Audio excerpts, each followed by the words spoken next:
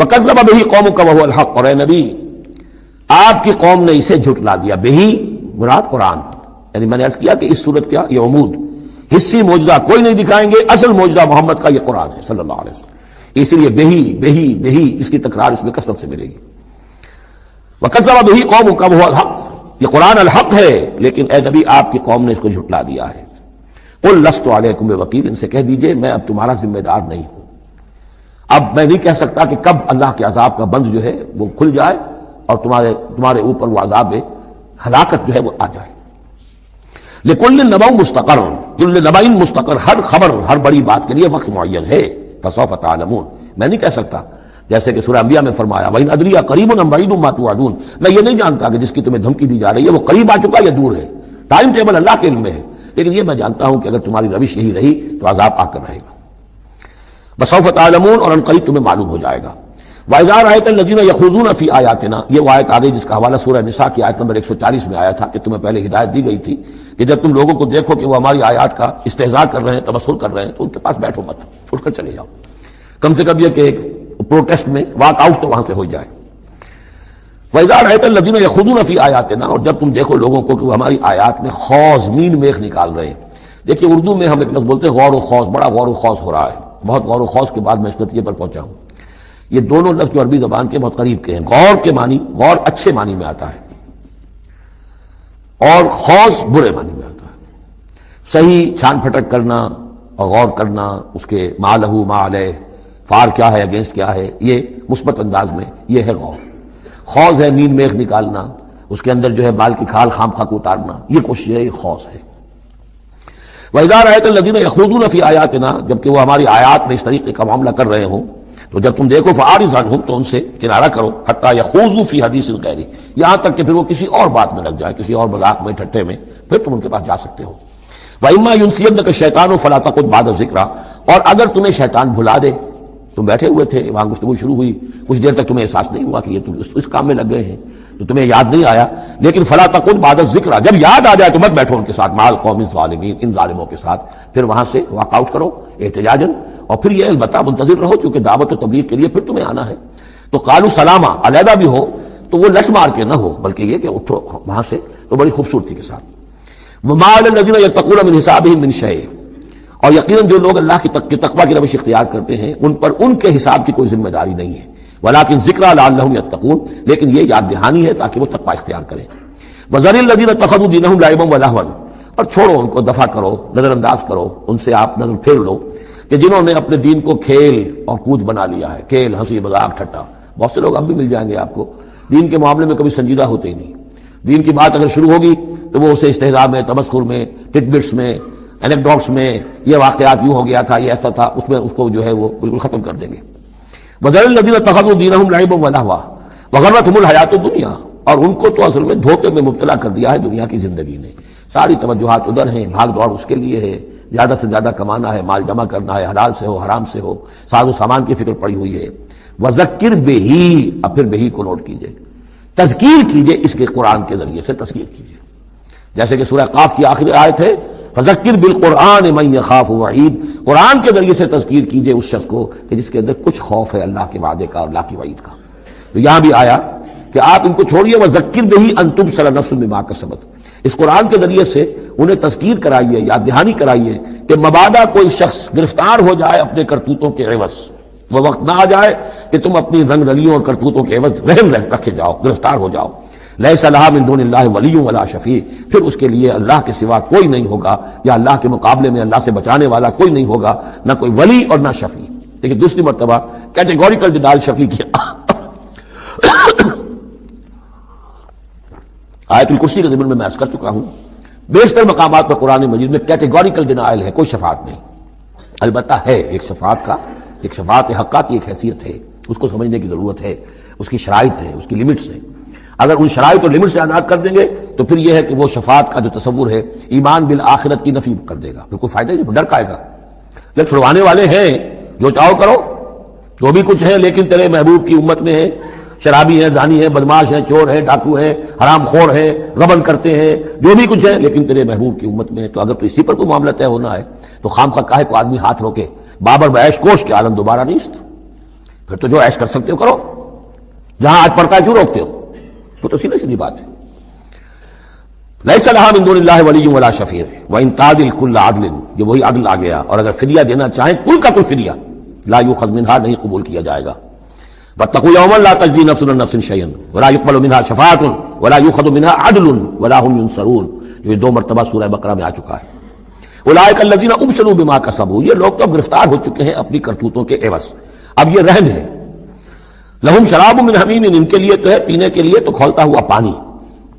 وعذاب علیم بما کانوا یکفرون، اور دردناک عذاب ہوگا ان کے کفر کی پاداش میں. قل اندعو من دون اللہ ما لا ينفعنا ولا يضرنا، اے نبی ان سے کہیے کہ ہم پکاریں اللہ کو چھوڑ کر ان چیزوں کو جو نہ ہمیں نفع پہنچا سکتی ہے نہ نقصان. یہ بت کیا نفع پہنچائیں گے تمہیں، کیا نقصان پہنچائیں گے؟ خود اپنی حفاظت کر نہیں سکتے، اپنی مکھیاں اڑا نہیں سکتے، ان کو پکارتے ہو، ان کے سامنے سجدے کرتے ہو، ان کو متھے ٹیکتے ہو. اندعو من دون اللہ ما لا ينفعنا ولا يضرنا. خیر بت کی بات تو ہو گئی بہت ہی واضح، باقی بھی اس کائنات کے اندر کوئی کسی کے لیے نہ خیر کے پر قدرت رکھتا ہے نہ شر پر، الا باللہ. لا حول ولا قوت الا باللہ. یہ یقین ہو جائے تب توحید مکمل ہوگی. پھر کس کے سامنے آدمی سر جھکائے خام کا، کس کے آگے اپنی عزت نفس پیش کرے، اس کا دھیلا کرے؟ کسی کے ہاتھ میں اختیار ہے ہی نہیں. لا حول ولا قوت الا باللہ. حدیث میں آیا ہے، حضرت عبداللہ ابن عباس کو مخاطب کر کے کہا ہے کہ نوجوان اس بات کو اچھی طرح جان لے، اگر تمام دنیا کے انسان مل کر چاہیں، اولکم و آخرکم و انسکم و جنکم، کہ تمہیں کوئی فائدہ پہنچا دے، نہیں پہنچا سکتے جب تک کہ اللہ نہ چاہے. اور تمام انسان چاہے تمہیں کوئی نقصان پہنچا دے، نہیں پہنچا سکتے جب تک اللہ نہ چاہے. تو پھر یک درگیر و محکم گیر پکارو اللہ کو، کسی اور کو پکارنے کا، کسی اور سے سوال کرنے کا، کسی اور سے ڈرنے کا، کسی اور سے التجائیں کرنے کا، کسی اور کا استغاثہ کرنے کا، دہائی دینے کا کیا فائدہ؟ قل اندعو من دون اللہ ما لا ينفعنا ولا يضرنا ونرد على اعقابنا، اور ہم جو ہے اپنی ایڑیوں کے بل لوٹا دیے جائیں بعد اذ ہدانا اللہ، جبکہ ہمیں تو اللہ نے ہدایت دے دی ہے. کالذی استہوته الشیاطین فی الارض حیران، کیا اس طرح کے آدمی ہم بن جائیں کہ جن کو شیاطین نے، جنوں نے کسی جنگل میں بیابان میں اس کی مت مار دی ہو، راستہ بھلا دیا ہو، اب اسے کچھ نظر نہیں آ رہا. لہو اصحاب یدعونہ الی الہدی ائتنا، ہے اس کے ساتھی جو اس کو پکار رہے ہیں کہ آؤ ہماری طرف، ہدایت کی طرف آؤ، ہمارے پاس آؤ. قل ان ھدی اللہ ھو الھدی، یہ نقشہ کھینچ دیا گیا ہے جماعتی زندگی کی کتنی برکت ہے. آپ اکیلے ہو، کہیں بھٹک گئے ہو، تو پھر یہ کہ آپ کے لیے سیدھے راستے پر آنا بہت مشکل ہو جائے گا. جماعتی زندگی ہے، ساتھی ہیں، جس کو کہا ہے سورہ توبہ میں کونوا مع الصادقین، معیت اختیار کرو، رہو ساتھ سچوں کے.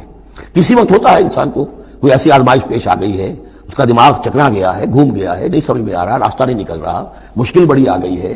ایک طرف حرام ہے، لیکن یہ ہے کہ دباؤ کو بہت پڑ رہا ہے، گھر والوں کا پڑ رہا ہے، بچوں کا پڑ رہا ہے، بیوی کا پڑ رہا ہے، راستہ غلط ہے. اس میں یہ ہے کہ ایسے وقت میں بسا اوقات پھر اگر رفقا ہیں، ساتھی ہیں، آپ کے کامریڈز ہیں، آپ کے کولیگز ہیں، اس کے ساتھ وہ پکارتے ہیں، ساتھ ہاتھ جو ہے آپ کا تھام کر آپ کو سہارا دیتے ہیں. قل ان ھدی اللہ ھو الھدی، یقیناً ہدایت کہہ دیجئے اللہ ہی کی ہدایت اصل ہدایت ہے. وَأُمِرْنَا لِنُسْلِمَ لِرَبِّ الْعَالَمِينَ، اور ہمیں تو حکم یہ ہوا ہے کہ ہم تمام جہانوں کے پروردگار کی تابعداری اختیار کریں اور فرما برداری اختیار کریں. وَنَقِيمُ الصَّلَاةَ وَاتَّقُوهُ، اور یہ کہ نماز قائم کرو اور اس کا اللہ کا تقوی اختیار کرو. وَهُوَ الَّذِي إِلَيْهِ تُحْشَرُونَ، اور وہی ہے جس کی طرف کہ تمہیں جمع کر دیا جائے گا. وَهُوَ الَّذِي خَلَقَ السَّمَاوَاتِ وَالْأَرْضَ بِالْحَقِّ، اور وہی ہے جس نے آسمان اور زمین بنائے ہیں حق کے ساتھ. یہاں حق کے کیا معنی ہے؟ ود اے پرپس، یہ بیکار نہیں ہے. ربنا ما خلقت ھذا باطلا، اے رب ہمارے تو نے یہ سب باطل نہیں بنایا، بیکار نہیں بنایا، بے مقصد نہیں بنایا. سورہ آل عمران کی آخری رکوع کی جو دعا ہے، بلکہ باطل کے مقابلے میں کیا حق. وَهُوَ الَّذِي خَلَقَ السَّمَاوَاتِ وَالْأَرْضَ بِالْحَقِّ وَيَوْمَ يَقُولُ كُن فَيَكُونُ، اور جس دن وہ کہے گا ہو جا، وہ ہو جائے گا. کیا ہو جائے گا؟ جب وہ چاہے گا اس کائنات کو لپیٹ بھی دے گا. اسی نے بنایا ہے حق کے ساتھ، اور اس کو اسی کے حکم سے لپٹ جائے گی. آگے چل کر آئے گا یوم نطوی السماء کطی السجل للکتب، جس دن کہ ہم تمام خلاؤں کو اور فضاؤں کو اور آسمانوں کو، ان سب کو ایسے لپیٹ دیں گے جیسے کہ تم کتابوں کا طومار لپیٹ لیتے ہو. والسماوات مطویات بیمینہ، تمام یہ خلا اور سما یہ سب اللہ کے داہنے ہاتھ میں لپٹے ہوئے ہوں گے. قولہ الحق، اس کا فرمانا ہی حق ہے. اس کا کیا معنی ہے؟ صرف اس کا کہہ دینا کن، بس، اسے کسی اور شے کی ضرورت نہیں ہے. کوئی ذریعہ، کوئی میٹر، کوئی انرجی، کچھ نہیں. قولہ الحق، اس کا فرمانا ہی برحق ہے، اس کا کہہ دینا ہی برحق ہے. کن فیکون، یوم یقول کن فیکون قولہ الحق ولہ الملک یوم ینفخ فی الصور، اور اسی کے لیے ہوگی بادشاہی اس دن جس دن کے سور میں پھونکا جائے گا۔ اگرچہ حقیقت میں تو بادشاہی اب بھی اسی کی ہے، لیکن ابھی جھوٹے سچے بادشاہ بیٹھے ہوئے ہیں۔ ابھی شاہ فہد صاحب بھی براجمان ہیں، اور بھی شاہ بھی اور کوئی ہوں گے، حسن بھی ہیں، حسین بھی ہیں، وہ شاہ بھی ہیں، اور بھی ہیں، ملکہ بھی ہیں، یہ سب جو ہیں یہ سب نسیہ منسیہ ہو جائیں گے۔ لمن الملک اليوم للہ الواحد القہار، معلوم یہ کہ اب بھی اگرچہ بادشاہی اسی کی حقیقت میں، لیکن یہ جھوٹے سچے ڈرامے والے خدا جو ہیں کچھ نہ کچھ بیٹھے نظر آتے ہیں بادشاہ۔ وَلَهُ الْمُلْكُ يَوْمَ يُنفَخُ فِي الصُّورِ، عالم الغیب، وہ تمام غیب کا جاننے والا، والشہادہ، اور کلی باتوں کا جاننے والا، وَهُوَ الْحَكِيمُ الْخَبِيرُ، اور وہ کمال حکمت والا اور ہر شے سے باخبر۔ وَإِذْ قَالَ إِبْرَاهِيمُ لِأَبِيهِ آزَرَ، اب اس میں آپ دیکھیں کہ اس سورہ مبارکہ میں حضرت ابراہیم کا ذکر ہے، اور پھر ان کی نسل کے بعد انبیاء کرام کا ذکر ہے۔ ایک گلدستہ تو ہم پڑھ آئے ہیں سورہ نساء کے آخر میں، وہاں 13 انبیاء اور رسل کے نام آئے تھے، یہاں اس سے ذرا بڑا گلدستہ آئے گا، یہاں پہ 17 انبیاء اور رسل کے نام آئیں گے۔ پھر حضرت ابراہیم علیہ السلام کا ذکر یہاں آیا ہے، اور جو جن رسولوں کی قوموں پر ہلاکت کے بارے میں قرآن میں صراحت کے ساتھ مذکور ہے، ان 6 کا ذکر جو ہے سورہ اعراف میں آئے گا۔ حضرت ابراہیم علیہ السلام کی قوم کا کیا حشر ہوا، یہ صراحت کے ساتھ قرآن میں مذکور نہیں ہے۔ تو قوم نوح کے ساتھ، ہود کے ساتھ، قوم صالح کے ساتھ، قوم شعیب کے ساتھ ہوا، تو حضرت ابراہیم علیہ السلام کے معاملے کو علیحدہ نکال لیا ہے، وہ سورہ انعام میں، اور باقی جو ہے نوح، ہود، صالح اور شعیب، لوط اور موسیٰ، ان کا ذکر جو ہے وہ آپ کو ملے گا سورہ اعراف میں، اس لیے کہ ان کا معاملہ ایام اللہ کا ہے۔ تو فذکرہم بایام اللہ، التذکیر بآلاء اللہ اس میں ہے، التذکیر بایام اللہ اس میں ہے، لہذا یہاں حضرت ابراہیم کا ذکر ہے۔ وَإِذْ قَالَ إِبْرَاهِيمُ لِأَبِيهِ آزَرَ أَتَتَّخِذُ أَصْنَامًا آلِهَةً، اور یاد کرو جب کہ کہا ابراہیم نے اپنے باپ آزر سے، کیا تم نے ان بتوں کو اپنا خدا بنا رکھا ہے؟ یہاں جو آزر کا لفظ خاص طور پر آیا ہے میرے نزدیک، یہ اصل میں تورات کی نفی کے لیے، تورات میں طارح نام لکھا گیا ہے، گویا اس کی تصحیح کے لیے، ورنہ یہاں کوئی خاص ضرورت نہیں تھی۔ وَإِذْ قَالَ إِبْرَاهِيمُ لِأَبِيهِ، یہ کافی تھا، لیکن نام اس لیے دیا گیا کہ تورات سے پڑھنے والوں کو مغالطہ ہوتا ہے، اور اسی مغالطے کو اہل تشیع نے اختیار کر لیا ہے۔ انہوں نے تورات میں جو نام دیا گیا ہے اسے حضرت ابراہیم کا باپ کہا ہے، اور حضرت یہ جو آزر تھا اس کو کہا ہے کہ یہ چچا تھا، اس کی خاص وجہ ہے، وہ پھر کسی موقع پر بیان ہوگی، لیکن یہ کہ تورات کی اس غلطی کو اہل تشیع نے اختیار کیا، قرآن مجید نے اسی کی نفی کے لیے یہاں پر حضرت ابراہیم کے والد کا نام صراحتاً بتا دیا کہ آزر ہے۔ وَإِذْ قَالَ إِبْرَاهِيمُ لِأَبِيهِ آزَرَ، اور یاد کرو جب کہ کہا تھا ابراہیم نے اپنے باپ آزر سے أَتَتَّخِذُ أَصْنَامًا آلِهَةً، کیا آپ نے ان بتوں کو اپنا الہ بنایا ہوا ہے؟ انی اراک وقومک فی ضلال مبین، میرا تو خیال یہ ہے، میری رائے تو یہ ہے کہ آپ بھی اور آپ کی قوم بھی کھلی گمراہی میں مبتلا ہے۔ وَكَذَلِكَ نُرِي إِبْرَاهِيمَ مَلَكُوتَ السَّمَاوَاتِ وَالْأَرْضِ، اور اسی طرح ہم دکھانے لگے یا دکھاتے رہے ابراہیم کو آسمانوں اور زمین کے ملکوت۔ ملکوت سے مراد کیا ہے کہ اللہ تعالیٰ نے اس کائنات کا جو نظام قائم کیا، جسے میں کہتا ہوں کہ جو یونیورسل گورنمنٹ ہے، اس کا ایک نظام ہے، اس کے کارندے ہیں، تو اس کے مشاہدہ اللہ تعالیٰ اپنے رسولوں کو کراتا ہے، تاکہ ان کا یقین جو ہے وہ یقین اس درجے کا ہو جائے کہ جیسے کہ اپنی آنکھوں سے دیکھی ہوئی چیزیں، وَلِيَكُونَ مِنَ الْمُوقِنِينَ، اور تاکہ وہ پوری طرح یقین کرنے والوں میں سے ہو جائے۔ لیکن واو چونکہ یہاں آیا، اس سے پہلے ہم محذوف مانیں گے، تاکہ وہ اپنی قوم پر حجت قائم کر سکے اور پوری طرح یقین کرنے والوں میں سے ہو جائے۔ یہ جو آگے آ رہا ہے یہ در حقیقت حضرت ابراہیم علیہ السلام کی طرف سے اپنی قوم پر حجت کو اس طور سے پیش کیا گیا ہے۔ بعض حضرات کے نزدیک یہ ہے کہ یہ حضرت ابراہیم کا اپنا ذہنی ارتقاء ہے کہ واقعتاً انہوں نے سمجھا یہ ستارہ خدا ہے، پھر ڈوب گیا تو کہا کہ نہیں یہ تو ڈوب گیا، پھر چاند کو دیکھا تو چاند خدا ہے، پھر کہا نہیں یہ تو یہ بھی جو ہے غروب ہو گیا، پھر سورج کو کہا۔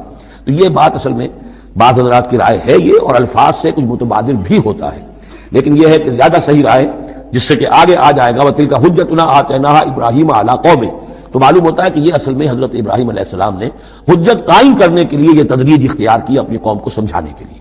اور حضرت ابراہیم علیہ السلام اللہ کے نبی تھے، اور نبی کوئی بھی زندگی کے کسی بھی مرحلے پر مشرک نہیں ہوتا، اس کی شریعت، اس کی سرشت اتنی خالص ہوتی ہے۔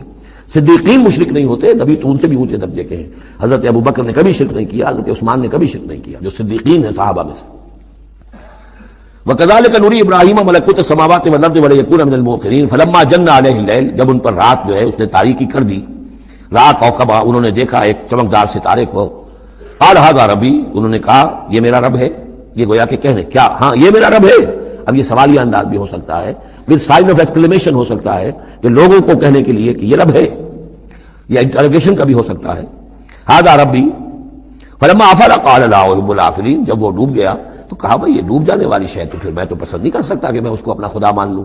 یہ قوم جو تھی ستارہ پرست بھی تھی، بت پرست بھی تھی، ستارہ پرست بھی تھی، اور نمبر 3 شاہ پرست بھی تھی. تینوں قسم کے شرک اس قوم میں موجود تھے کہ جس میں حضرت ابراہیم بھیجے گئے. یہ بیبیلونیا یا عراق، آج کا عراق، سابق بیبیلونیا، اس کا ایک شہر ار، اس شہر کے بھی اب کھنڈرات نکل آئے ہیں، کھدائیاں ہو چکی ہیں. شہر ار میں پیدا ہوئے ہیں، پھر وہاں سے ہجرت کر کے فلسطین گئے ہیں، اور پھر حضرت اسماعیل کو آباد کیا ہے حجاز میں، اور اپنے بیٹے حضرت اسحاق کو آباد کیا ہے فلسطین میں. تو یہ ان کے ذہن میں رکھیے.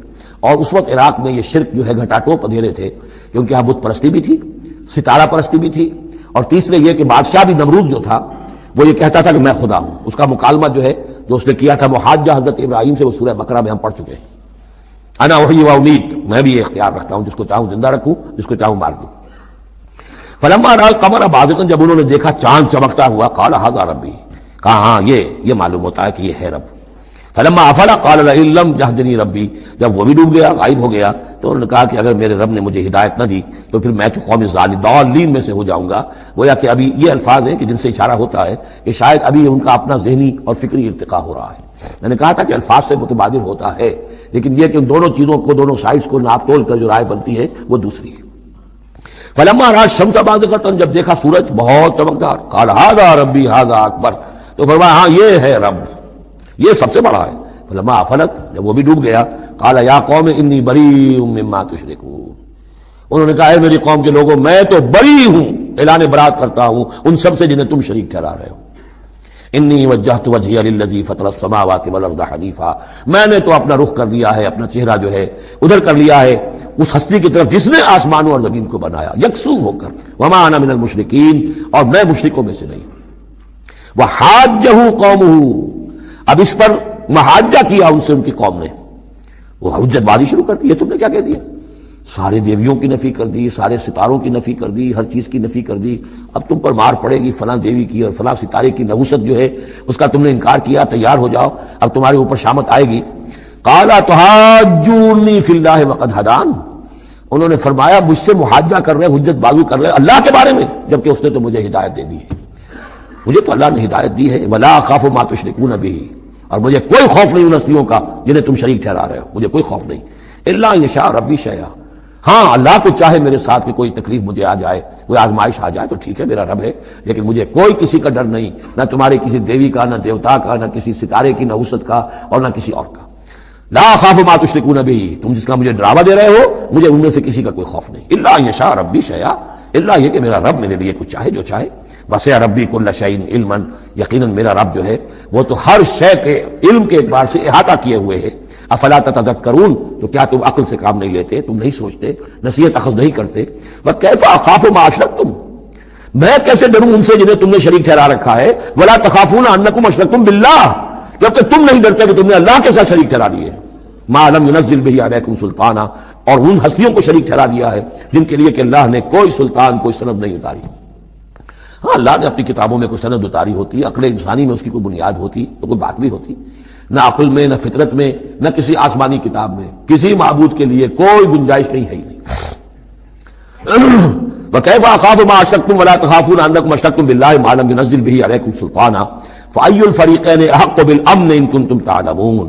تو اگر تم علم رکھتے ہو تو بتاؤ دونوں فریقین میں سے، یعنی ایک موحد ہے، ایک اللہ واحد پر ایمان رکھتا ہے، ساری قوت اس کے ہاتھ میں ہے، سارا اقتدار اس کا ہے، ہر شے اس کے قبضہ قدرت میں ہے. ایک وہ ہے کہ جو اس کو ماننے کے ساتھ ساتھ کچھ اور چھوٹے دیوی دیوتا سینکڑوں جو ہے وہ ان کو بھی مانتے ہیں. امن اور چین اور سکون کس کو میسر آئے گا؟ قلبی چین، روحانی اطمینان اور سکون. ای الفریقین احق بالامن، ان دونوں میں سے موحدین اور مشرکین میں سے امن، سکون، اطمینان، چین اور راحت کا کون زیادہ حقدار ہے؟ بتاؤ اگر تم جانتے ہو. اور اس کا جواب خود دیا، الذین آمنوا ولم یلبسوا ایمانہم بظلم، یقیناً وہ لوگ جو ایمان لائے اور اپنے ایمان پر کسی طرح کے شرک کی آلودگی نہ ہونے دیں. یہاں لفظ ظلم آیا ہے، ظلم کسی چھوٹے گناہ کو بھی کہہ سکتے ہیں. اسی لیے اس پر صحابہ گھبرا گئے تھے کہ حضور کون شخص ہوگا کہ جس نے کبھی کوئی ظلم نہ کیا ہو، اور نہیں تو اپنے اوپر ظلم کرتا ہے، آدمی کسی پر ظلم کرتا ہے. تو اس کا تو مطلب ہے کوئی شخص بھی، یہ جو مقام ہے جو یہاں بیان کیا جا رہا ہے اس کا جو سزاوار اور اس کا حقدار نہیں ہو سکتا. آپ نے فرمایا نہیں، یہاں ظلم سے مراد شرک ہے. پھر آپ نے سورہ لقمان کی آیت پڑھی، اس میں فرمایا کہ ان الشرک لظلم عظیم. وَإِذْ قَالَ لُقْمَانُ لِابْنِهِ یا بنی لا تشرک باللہ ان الشرک لظلم عظیم، یہاں پر ظلم سے مراد شرک ہے، یعنی ایمان ایسا ہو کہ جو شرک کی ہر آلودگی سے پاک ہو۔ میں یہاں پھر تذکرہ کیے دیتا ہوں، شروع میں بھی عرض کیا تھا شرک کسے کہتے ہیں، شرک کی قسمیں کون کون سی ہیں، کون کون سے بھیس بدل کر یہ شرک آتا ہے۔ باہر رنگے کے خواہی جامہ می پوش من انداز قدت را می شناسم، تم چاہے کسی بھی رنگ کا لباس پہن کے آ جاؤ میں تمہیں تمہارے قد سے پہچان لوں گا۔ تو قد سے پہچاننا جو ہے شرک کا آسان نہیں ہے، بھیس بدلتا ہے، اس کے لیے ضروری ہے۔ اور آج کے دور میں شرک کس کس شکل میں موجود ہے اس کا سمجھنا بہت اہم ہے۔ اس موضوع پر میرے 6 گھنٹے کے کیسز موجود ہیں۔ الذین آمنوا ولم یلبسوا ایمانہم بظلم، یقیناً وہ لوگ جو ایمان لائے اور جنہوں نے اپنے ایمان میں کسی بھی نوع کے شرک کی آمیزش نہ ہونے دی، اولئک لہم الامن وہم مہتدون، ان کے لیے ہے امن اور وہی ہوں گے راہیاب۔ یہ امن اور ایمان اور اسلام اور سلامتی کا جو آپس میں تعلق ہے لفظی اعتبار سے، وہ اس دعا میں بہت نمایاں ہو جاتا ہے کہ جو حضور ہر نیا جو چاند دیکھتے تھے ہر مہینے کا دعا مانگتے تھے، اللہم اہلہ علینا بالامن والایمان والسلامت والاسلام، اے اللہ یہ مہینہ جو شروع ہو رہا ہے اس نئے چاند کے ساتھ، ہلال کے ساتھ، اسے ہم پر طلوع فرما امن اور ایمان کے ساتھ اور سلامتی اور اسلام کے ساتھ۔ تو یہ بڑا گہرا ربط ہے ان الفاظ کے اندر۔ میرا چھوٹا سا کتابچہ ہے قرآن اور امن عالم، آج سے شاید کوئی میں سمجھتا ہوں کہ 30-32 سال پہلے کی تقریر تھی میری، لیکن وہ ان موضوعات پر میں سمجھتا ہوں کہ بہت مختصر لیکن بہت مفید ہے۔ فرمایا وَتِلْكَ حُجَّتُنَا آتَيْنَاهَا إِبْرَاهِيمَ عَلَىٰ قَوْمِهِ، اس کا میں حوالہ دے رہا تھا۔ یہ پوری سرگوش بیان کر کے اب فرمایا یہ ہماری وہ حجت تھی جو ہم نے ابراہیم کو عطا کی اس کے قوم کے خلاف۔ یہ سارا محاجہ حضرت ابراہیم اپنی قوم سے کر رہے تھے۔ بظاہر اس کو توریہ کہتے ہیں، ایک ہوتا ہے جھوٹ بولنا، ایک ہوتا ہے توریہ۔ توریہ یہ ہے کہ آپ کہیں کوئی بات ایسی کہ جو جھوٹ تو نہیں ہے لیکن جس سے سننے والا مغالطے میں مبتلا ہو جائے۔ مثلا حضرت شیخ الہند رحمۃ اللہ علیہ کا واقعہ ہے، جس زمانے میں ان کے وارنٹ نکلے ہوئے تھے اور وہ حرمین شریفین میں تھے، مکہ مکرمہ میں تھے، وارنٹ نکلا ہوا ہے اور شریف حسین والی مکہ جو ہے اس کے سپاہی ڈھونڈتے پھر رہے ہیں کہ کہاں ہے وہ مولوی ہندوستانی جو ہے جو باغی ہے انگریزوں کا، اس کو پکڑا جائے۔ اب یہ ایک جگہ پر یہ کہیں کھڑے ہوئے تھے تو ایک شرطے نے آ کر جو وہاں کا سپاہی تھا پوچھا ان کے بارے میں محمود الحسن کو جانتے ہو؟ کہ یہاں جانتا ہوں۔ وہ کہاں ہے؟ محمود الحسن کہاں ہے؟ تھوڑا سا 2 قدم پیچھے ہٹ کر کہا ابھی یہی تھے۔ جھوٹ تو نہیں بولا نا، 2 قدم پیچھے ہٹ کر کہا ابھی یہی تھے، بالکل سچ بولا۔ اس نے سمجھا ابھی یہی تھے، دوڑا ادھر دوڑ گیا اپنے نکل گئے۔ اس کا نام ہے توریہ۔ یہ جھوٹ بھی نہیں ہے لیکن یہ کہ سننے والے کو مغالطہ بھی ہو گیا۔ اصل میں حضرت ابراہیم علیہ السلام کے کلام میں یہ توریہ کا انداز جو ہے وہ بہت ہے، تاکہ لوگوں کو جیسے جب بتوں کو سب کو توڑ دیا تو کہا کہ اس نے توڑا ہوگا، یہ جو بڑا ہے جو صحیح سالم کھڑا ہوا ہے بڑا بت، اور تیشہ بھی جو ہے جس نے توڑا تھا سب کو وہ اس کی گردن میں لگا دیا کہ یہ جو ہے جو آلہ ہے، آلہ واردات بھی اسی کے پاس سے برآمد ہو رہا ہے اور یہ سالم ہے، باقی سب ٹوٹ گئے ہیں، تو قرائن کی شہادت بھی ہے کہ یہی ہے، پکڑو اس کو۔ تو یہ ہوتا ہے ان کو سمجھانے کے لیے کہ وہ سوچیں، دروں بینی پر آمادہ ہو جائیں۔ تو یہ ہے میرے نزدیک ان آیات کا محل یہ ہے۔ وَتِلْكَ حُجَّتُنَا آتَيْنَاهَا إِبْرَاهِيمَ عَلَىٰ قَوْمِهِ، اور یہ ہماری وہ دلیل تھی جو ہم نے عطا فرمائی ابراہیم کو اس کی قوم کے خلاف۔ نرفع درجات من نشاء، ہم بلند کرتے ہیں درجے جن کے چاہتے ہیں۔ اب ظاہر بات ہے یہاں کہنے کا مقصد یہ ہم نے ابراہیم کے درجے بہت بلند کیے۔ ان ربک حکیم علیم، یقیناً تیرا رب حکیم اور علیم ہے۔ وَوَهَبْنَا لَهُ اسحاق وَيَعْقُوبَ، اب وہ گلدستہ شروع ہو رہا ہے، اور ہم نے اسے عطا فرمایا اسحاق جیسا بیٹا، یعقوب جیسا پوتا، کلن ہدینا، سب کو ہم نے ہدایت دی، وَنُوحًا ہدینا من قبل، اور نوح کو ہم نے ہدایت دی تھی ان سے بھی پہلے، ومن ذریتہ، اور ان کی اولاد میں سے حضرت ابراہیم کی اولاد میں سے داؤد و سلیمان و ایوب و یوسف و موسیٰ و ہارون، کیسے کیسے عظیم نبی ہم نے اٹھائے، داؤد جیسا بادشاہ، سلیمان جیسا بادشاہ، ایوب اور یوسف اور موسیٰ اور ہارون۔ وَكَذَلِكَ نَجْزِي الْمُحْسِنِينَ، اسی طرح ہم بدلہ دیتے ہیں محسنین کو۔ یہ لوگ ظاہر بات ہے کہ ایمان کی اس بلند ترین منزل پر فائز تھے جس کو ہم پڑھائیں سورہ مائدہ میں، ثُمَّ اتَّقَوْا وَأَحْسَنُوا وَاللَّهُ يُحِبُّ الْمُحْسِنِينَ۔ وَزَكَرِيَّا وَيَحْيَىٰ وَعِیسیٰ وَإِلیاس، وزیر برآں زکریا جیسے نبی، یحییٰ جیسے نبی، عیسیٰ علیہ السلام، والیاس کل من الصالحین، یہ سب کے سب نیک بختوں میں سے تھے۔ واسماعیل والیسع ویونس ولوطا، اور اسماعیل اور الیسع اور یونس اور لوط، وکلا فضلنا علی العالمین، سب کو ہم نے تمام جہان والوں پر فضیلت دی۔ ومن آبائہم، اور ان کے آباء و اجداد میں سے بھی، وذریاتہم، اور ان کی نسلوں میں سے بھی، واخوانہم، اور ان کے بھائیوں میں سے بھی، واجتبیناہم، ہم نے ان کو چن لیا، پسند کر لیا، سلیکٹ کر لیا، وہدیناہم الی صراط مستقیم، اور ہم نے ان کو ہدایت دی سیدھے راستے کی طرف۔ ذالک ھدی اللہ یہدی بہ من یشاء من عبادہ، یہ اللہ کی وہ ہدایت ہے جس کی وہ ہدایت بخشتا ہے جس کو چاہتا ہے اپنے بندوں میں سے۔ وَلَوْ أَشْرَكُوا، اور اگر بالفرض وہ بھی شرک کرتے، لحبط عنہم ما كانوا يعملون، ان کے بھی سارے اعمال حبط ہو جاتے ہیں۔ شرک اتنی بری شے ہے، اتنے اونچے اونچے مراتب، اتنے اعلیٰ اعلیٰ مقامات، اللہ کی محبوب شخصیتیں، اولو العزم پیغمبر اور یہ عظیم انبیاء، لیکن بالفرض یہ سمجھانے کے لیے، ظاہر بات ہے کوئی امکان نہیں تھا کہ وہ شرک کرتے، لیکن ہمیں سمجھانے کے لیے شرک وہ شے ہے، ان اللہ لا یغفر ان یشرک بہ ویغفر ما دون ذلک لمن یشاء ولو اشرکوا لحبط عنہم ما كانوا یعملون، اگر وہ شرک کرتے تو ان کے بھی تمام اعمال حبط ہو جاتے۔ اولئک الذین آتیناہم الکتاب والحکم والنبوۃ، یہ وہ لوگ ہیں جن کو ہم نے کتاب دی، اپنی حکمت اور شریعت سے نوازا، نبوت سے سرفراز فرمایا۔ وَإِن يَكْفُرْ بِهَا هَؤُلَاءِ، اور اگر کفران نعمت کریں یہ لوگ اس کی، یہ جو آیات اب اللہ تعالیٰ نے دی ہیں تمہیں اے محمد صلی اللہ علیہ وسلم، اگر یہ لوگ ان آیات کی اب ناشکری کر رہے ہیں، کفران نعمت کر رہے ہیں، اگر وہ ان سے فائدہ نہیں اٹھا رہے، ان کی روشنی سے اپنے دلوں کو منور نہیں کر رہے، فقد وکلنا بہا قوما لیسوا بہا بکافرین، تو ہم نے ایک اور قوم کو تیار کر رکھا اس کام کے لیے کہ وہ اس کی ناقدری نہیں کرے گی، یعنی یہ کہ مدینہ کے انصار انشاءاللہ اس کی قدر کریں گے۔ مکے کے یہ لوگ جو ہیں اگر ناقدری کر رہے ہیں محمد صلی اللہ علیہ وسلم، اور تمہاری باتیں جو ہیں اب تک 10-11 برس ہونے کو آ گئے ہیں، اس کے نتائج جو ہیں بڑے ہی کم سے کم یہ کہ مایوس کن نہیں تو دل شکن ضرور ہے۔ محمد جیسا مبلغ اور رسول اور داعی اور مربی اور مزکی اور معلم، اور 10-12 برس کی جد و جہد میں بمشکل 150 پونے 200 آدمی، پہلے 10 برس میں تو بمشکل 125 آدمی۔ تو یہ ہے کہ اس اعتبار سے فَإِن يَكْفُرْ بِهَا هَؤُلَاءِ، اگر یہ لوگ کفران نعمت کر رہے ہیں ان کا، فقد وکلنا بها، تو ہم نے کچھ مقرر کر دیے ہیں کچھ اور لوگ، قومن، ایک ایسی قوم لیسوا بہا بکافرین، جو ان کی شاید ان کی جو اس کی ناشکری نہیں کریں گے۔ کچھ پتہ نہیں یہ ہماری جو دعوت رجوع القرآن ہے جو کہاں کہاں پھیل رہی ہے، پاکستان میں ٹی وی پر بینڈ ہے، میرا درس نہیں آ سکتا، انڈیا میں دوردرشن کبھی کبھی دکھا دیتا ہے، دلی سے خبر آ جاتی ہے کہ دوردرشن پہ میرے کبھی کیسٹ جو ہے ٹی وی کے درس دکھائے جا رہے ہیں۔ بامبے میں جو کیبل ٹی وی ہے، 8000 فیملیز ہیں جو ہر ہفتے 2 مرتبہ میرا درس قرآن دیکھ رہے ہیں کیبل ٹی وی پر، اور وہی لوگ ہیں کہ جنہوں نے چاہا ہے کہ اب ان کو ایسی اس کی ریکارڈنگ مل جائے کہ اسے سیٹلائٹ کے اوپر لے جا سکے، اور یہ کہاں ہو رہا ہے؟ بھارت میں، دارالکفر میں۔ اور پاکستان میں کیا ہو رہا ہے؟ جو کچھ ہو رہا ہے وہ آپ کے سامنے ہے۔ تو اگر ناقدری کرنے والے ہیں، گرفتار چینیاں، احرام مکی خفتہ در بتھا، چینیوں نے تو احرام باندھ لیے، اور مکی جو ہے ابھی سویا ہوا ہے بتھا کی وادی کے اندر، ابھی اسے ہوش ہی نہیں ہے کہ وہ اٹھے وہ بھی احرام باندھے۔ تو یہ بہرحال یہ آیت بڑی اہم ہے اس اعتبار سے، آج کے دور میں خاص طور پر یہ ہے کہ کوئی مایوسی انسان کو ہونی نہیں چاہیے۔ ہمیں تو پتہ بھی نہیں ہے کہ کہاں کہاں یہ بات پھیل رہی ہے، ممکن ہی نہیں ہے مجھے معلوم ہو کہ میرے کیسٹ کہاں کہاں پہنچ گئے۔ وہ تو جہاں کہیں بھی جاتا ہوں، دیکھتا ہوں، سنتا ہوں، کوئی کہتا ہے میرے پاس 300 کیسٹ آپ کے ہیں، کوئی کو ملتا ہے میرے پاس اتنے کیسٹ آپ کے ہیں، میں سنتا ہوں۔ اب یہ دعوت پھیل رہی ہے، اب یہ میں نہیں کہہ سکتا کہ کس جگہ پر یہ جڑ پکڑے زمین کے اندر، اور یہ انقلابی دعوت جو ہے قرآن کی وہ وہاں ایک تناور درخت بنے، ایک تحریک زبردست انقلابی اٹھے۔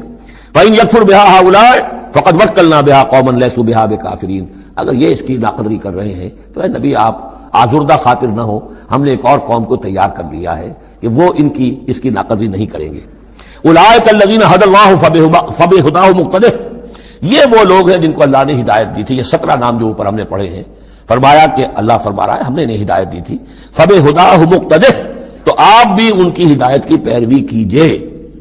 یہ بہت اہم نقطہ ہے جو یہاں پر نوٹ کر لینے کا ہے کہ جو بھی سابقہ انبیاء کے معاملات کہیں آئیں اور ان کی نفی نہ آئے، وہ چیز گویا کہ ہم مسلمانوں کے لیے بھی وہ چیز جو ہے وہ اس قابل ہے کہ ہم اس کی اتباع کریں، اس کی پیروی کریں، اس کو مانیں۔ چنانچہ اسی اعتبار سے یہ رجم اور قتل مرتد، یہ 2 سزائیں جو ہیں یہ ہمارے ہاں اہل سنت نے اور سب تمام مسلمانوں نے یہ لی ہے کہ رجم کی سزا قرآن میں نہیں ہے، یہ سابق شریعت کی سزا ہے جس کو حضور نے برقرار رکھا ہے۔ قتل مرتد کا ذکر بھی قرآن مجید میں نہیں ہے، یہ بھی سابق امت کے اندر سابق شریعت کی سزا ہے جس کو برقرار رکھا گیا ہے۔ جب تک کسی شے کی نفی نہ ہو جائے سابق جو بھی شریعت ہے اس وقت تک یہ ہے کہ وہ چیز بھی لاگو رہے گی۔ فرمایا اولئک الذین ھدی اللہ فبہداہ مقتدہ قل لا اسألکم علیہ اجرا، اور کہہ دیجئے کہ میں تم سے اس پر کسی اجر کا طالب نہیں ہوں، میں نے تم سے کوئی محنتانہ کا بھی طلب نہیں کیا، تم سے کوئی معاوضہ نہیں مانگا۔ ان ہوا الا ذکریٰ للعالمین، یہ نہیں ہے مگر تمام جہان والوں کے لیے یاد دہانی ہے، نصیحت ہے۔ جو چاہے اس سے کسب فیض کرے، جو چاہے اس سے نور حاصل کرے، جو چاہے اس سے صحیح صراط مستقیم پر کی رہنمائی اخذ کر لے، یہ تو اللہ تعالیٰ کی طرف سے ایک صدقہ جاریہ ہے۔ ان ہوا الا ذکریٰ للعالمین، یاد دہانی اور نصیحت ہے تمام جہان والوں کے لیے۔ حی علی الفلاح